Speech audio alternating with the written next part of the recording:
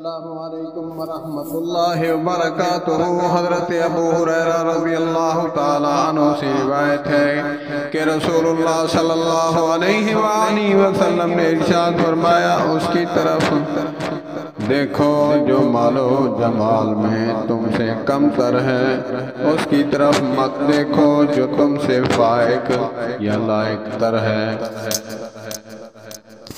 اس لیے کہ تم اللہ کی نعمت کو حقیر نہ سمجھو گے۔ اللہ اکبر، اللہ اکبر۔ اللہ کے نبی صلی اللہ علیہ وآلہ وسلم کا ارشاد اس بات پر دلالت کرتا ہے کہ مال والوں کی طرف نہ دیکھیں کہ اس کے پاس فلاں ہے، مال و متاع ہے، میرے پاس کچھ نہیں۔ اس کے پاس دیکھیں جو تم سے کم تر ہے، نیچے والے درجے والے کو دیکھنا چاہیے، اوپر نہیں دیکھنا چاہیے۔ علماء فرماتے ہیں یہ تشریح کرتے ہوئے کہ جو بندہ اوپر کی طرف دیکھتا ہے تو وہ